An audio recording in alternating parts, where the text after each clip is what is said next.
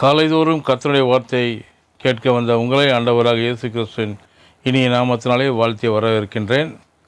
இன்றைக்குரிய தியானத்திற்கு நாம் எடுத்துக்கொண்ட வேத வசனம் யோபு 3ஆம் அதிகாரம் 25வது வசனம்.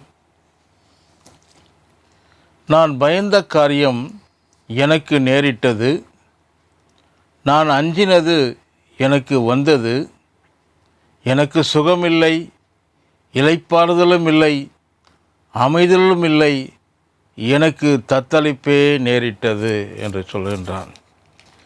இவனை குறித்து நாம் பார்ப்போம் என்று சொன்னால் 1ஆம் அதிகாரம் யோபு 1ஆம் அதிகாரம் 1வது வசனத்திலே அந்த ஊரிலே அவனுக்கு என்ன பேர் இருந்தது சொன்னான். ஒரு மனுஷன் இருந்தான், அந்த மனுஷன் உத்தமனும் சன்மார்க்கனும் தேவனுக்கு பயந்து பொல்லாப்புக்கு விலகுமாய் இருந்தான் என்று சொல்லி அந்த ஊர் மக்கள் அவனை குறித்து சாட்சி கொடுக்கின்றார்கள். கர்த்தரும் சாட்சி கொடுக்கின்றார்.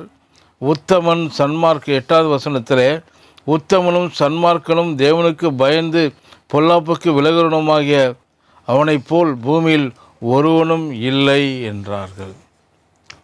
அவன் அவ்வளவு பெரிய ஒரு பக்திமானாக, உண்மை உள்ளவனாக, நீதி உள்ளவனாக, நேர்மை உள்ளவனாக இருந்தாலும் அவன் சொல்லுகின்றான், நான் பயந்தது எனக்கு நேரிட்டது, நான் அஞ்சினது எனக்கு வந்தது. அவனுடைய எண்ணங்களும் அவனுடைய கற்பனைகளும் அவனுடைய வார்த்தைகளும் தான் அவனை நிர்மூலமாக்கின. அவன் பயத்தை உள்ளே வைத்து அதை கற்பனை செய்து பேசி வந்தவன் தான் யோபு. நீங்கள் பயத்தின் எண்ணங்களை பதிலாக தைரியத்தின் எண்ணங்களை மனதில் வைக்க வேண்டும்.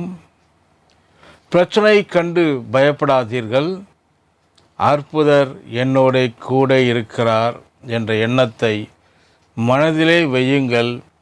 உங்கள் இருதயத்தை தேவனுடைய எண்ணங்களால் நிரப்பி வழிய செய்யுங்கள். எண்ணங்கள் தான் கற்பனைகளை உருவாக்குகிறது. உருவாக்கப்பட்ட கற்பனைகள் அப்படியே வாழ்க்கையில் நிறைவேறி விடுகிறது.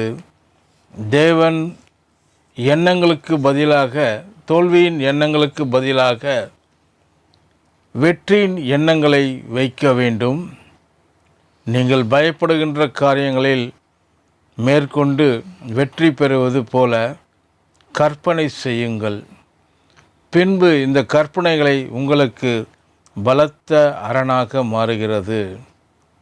இந்த பலத்த அரணோடு பயம் என்ற எண்ணத்தை உங்களுக்குள் நுழைய விடாமல் தடுக்கும் ஒரு பாதுகாப்பான மதில் சுவர் போல் மாறிவிடுகிறது. நீங்கள் உங்களுடைய பயத்தின் எண்ணங்களை விட்டுவிட்டு,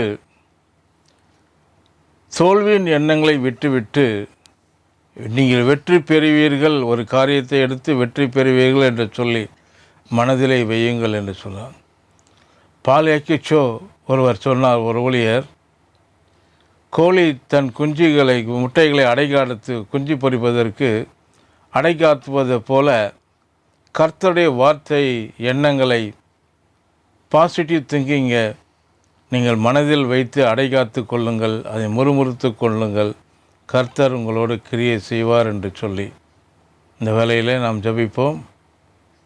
அன்பின் ஆண்டவரே, இந்த வேளையில் நீர் வசனத்தோடு கூட எங்களோடு கூட பேசினீர்.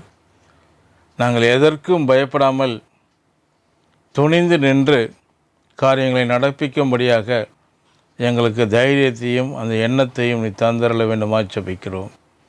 இப்படி ஆண்டவரை பயத்தின் எண்ணத்தை விட்டுவிட்டு வெற்றியின் எண்ணத்தை வைத்து நாங்கள் முன்னேறி செல்ல நீ கிருபை அளித்தரல வேண்டுமாய் ஜெபிக்கிறோம். காத்துக்கொள்ளும் பலப்படுத்தும் இயேசுவின் இன்ப நாமத்தில் ஜெபம் கேளும் எங்கள் நல்ல பிதாவே, ஆமென்.